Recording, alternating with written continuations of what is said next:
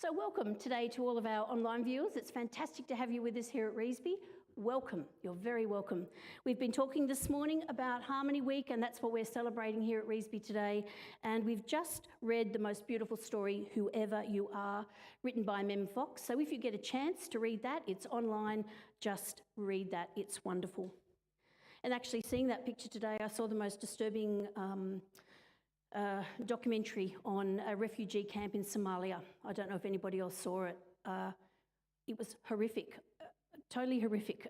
An entire desert filled with little tents that people put together out of sticks. But amongst that, in some of the footage, was a child running around, kicking a bit of something, playing football, and it just nearly broke my heart because we are all the same wherever we live, and sadly in whatever circumstances. In the story, although the children and grown-ups had many things in their lives that were different, there were many things that they also had in common, and they're things that all humans share together. Sometimes we want to push people away, or we don't want to get to know them because they do things differently. We can feel threatened or scared by these differences if we let them. Or we can build relationship on our shared common experiences. It makes all the difference when we make an effort to know who another person truly is. And that means sitting and sharing and being together. We need to listen and appreciate each other's experiences. As the story showed us, sometimes we need to look at the things that we have in common that are the same. I know sometimes at playgroup in past years we've had people who have come who cannot speak any English at all, but they have still come and attended playgroup because a cup of tea and a smile and actions go a long way in meeting people where they're at. Harmony Day helps us to realise that all of us are important and everybody needs to have a sense of belonging. Belonging is the feeling of being safe and supported. When there's a sense of acceptance, inclusion, and identity for a member of a certain group, that's really important. It is when an individual can be their authentic self. Have you ever been in a place or a situation where you feel you didn't belong? Where you felt awkward because you didn't quite know what to do? Well, I've had quite a few, I must say, as I guess all of us have. It's not a pleasant experience. When our daughter Sarah, who's now 34, so this was a long time ago, was very little, we started dance classes. Now, I was a netballer in my youth, not a dancer. A little while after she started, they held a concert, and I will never ever forget that evening for as long as I live.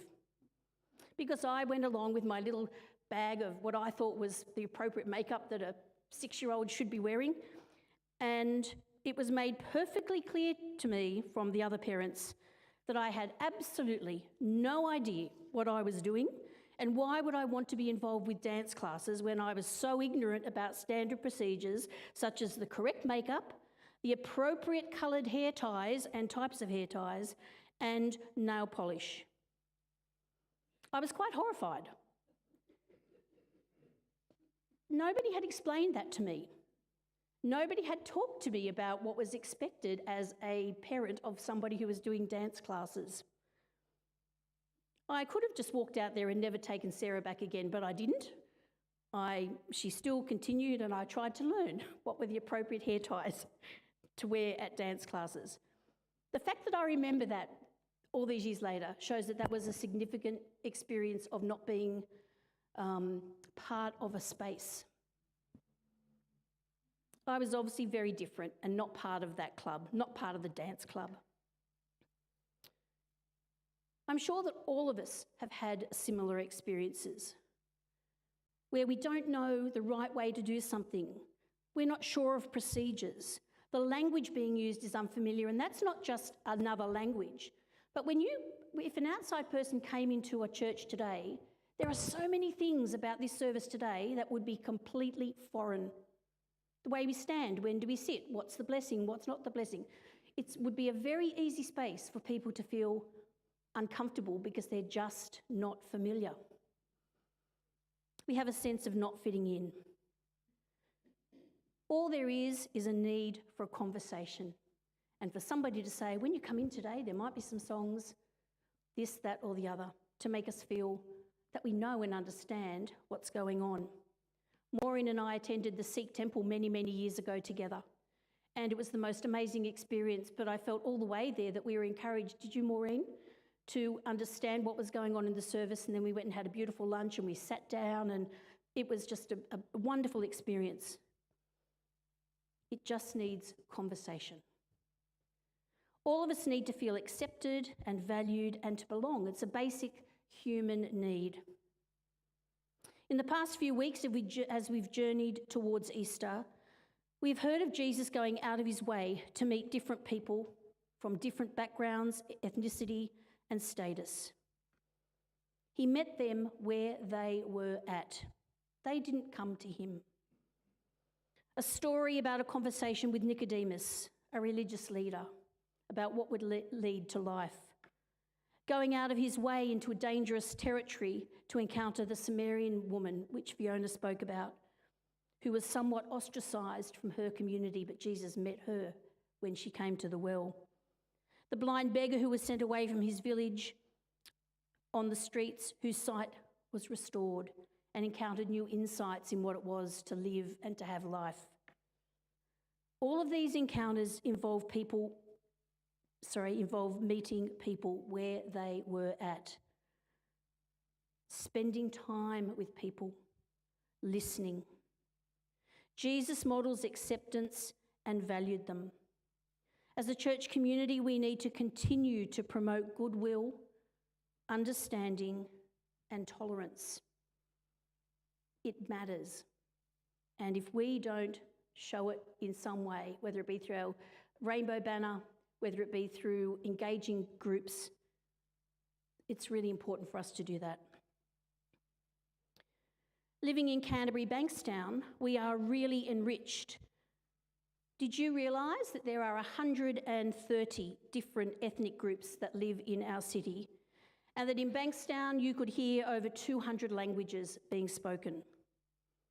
This week at our playgroup, as I said before, we could say hello in French, Spanish, Italian, Thai, Darug, and Mandarin. And I suspect there are a few more languages that other people speak who weren't there. What a lovely seeing that group together, sharing and learning.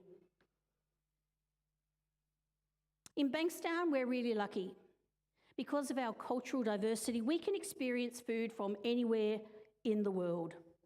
I know when I used to work in the heart of Bankstown, it was really amazing to me. I'd be driving to work and I'd see things that I would never believe I would see. Women in the most beautiful garb, African colours, with big baskets on their head, walking into Bankstown Square. People pushing different things, people wearing different clothes, people speaking different languages. It actually is a privilege to live in this space. As I said, we can experience food from anywhere in the world. Hand up if you've never visited a restaurant in Bankstown that serves another cuisine. Anybody? Good, because there are hundreds of them that serve amazing cuisines. There are beautiful traditions that we can celebrate, such as Tai Chi, which we started here last Monday. 20 people attended last Monday in a tradition that years ago may not have ever been found in a church space. We can celebrate festivals such as Ramadan. It's happening at the moment. Ramadan Night Festival, held in Lakemba. It's happening right now, right through Ramadan, from dusk till 3 a.m. every night through to the 21st of April. This is a vibrant global food bazaar, and it is an incredible experience. If you have not been to that, go along, because it is quite mind-blowing. I had never eaten, I had eaten a camel burger, but not one like I tasted on that night.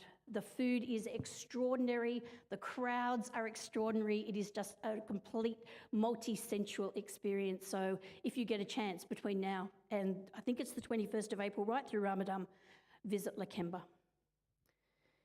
We're so lucky in Bankstown because we can visit churches like ours, we can visit mosques, We can visit Buddhist temples and Sikh temples, one of which is right down on our corner. We can participate in festivals such as Chinese New Year, Diwali, the Festival of the Lights, right through to celebrating the traditions of our first peoples through ceremony, dance, and art exhibitions. We have so many incredible opportunities to learn right here on our own doorstep, if we are open to engage, to learn, to listen, and to share our stories. We're already starting to do that. With Michael, we had our interfaith days. We have Aboriginal groups use our space where they're learning around culture, and we're looking at how we can work together more closely. The children from the playgroup, Aboriginal playgroup, have actually done some artwork for us to put up with our artworks. Jesus modelled acceptance, inclusivity, and a genuine willingness to engage with everyone, no matter their age, gender, cultural background, or status. I imagine that Jesus would have really liked Harmony Day. Let's pray. This is a prayer written by Rabbi Eddie Menschner and Rabbi Rick Jacobs. Holy One, we know you by many names, but still we are part of one human family, your family. Open our hearts and minds so that we can see your reflection in the face of every person on this planet. Help us to forge bonds of compassion, dignity, and respect with every person, and guide us to fully grasp that all people, wherever they are, whoever they are, need love, friendship, a sense of belonging, respect, opportunity to work, to contribute, and to lead. Let our prejudice, stigma, fear, and presumptions never interfere with our ceaseless efforts to assure that each and every person is able to feel the embrace of family, community, and of God. Amen. So today, everybody, last week at Playgroup, we made some little figures, and you'll see what, we didn't make those ones, but that's the shape, and you'll see them on the tables. Now, I know some people get a bit anxious about doing things like this, so please feel free just to sit in your seat and take one home and bring it back next week. We're hoping to make a big display saying we belong on the boards. So we've got contributions from church, from playgroups, from Aboriginal playgroups. I'm not sure about asking the Dungeons and Dragons group to do one. I think they might not appreciate that. So you've got a little figure. I just want you to take 5 minutes to think about what is it that makes you unique? Do you come from a different cultural background? What are the things that you identify with, you personally? If you're unable to do that, perhaps on your little person, you could just write down ways that you feel you belong, either to this group or to the knitting group or to whatever group. But our display is a sample of all of us together belonging in community. We'll only have about 5 minutes. It's only a little piece, flick, I'm sure. There's glue and scissors. You can go to your heart's content. I don't know that the adults will want to glue and paste. But anyway, should I say goodbye now, I think, to our online visitors and say thank you for joining us today. If you'd like to make a little person, and I'm very happy to come and pick it up and put it on our wall, because you belong as well. Goodbye. Let's go.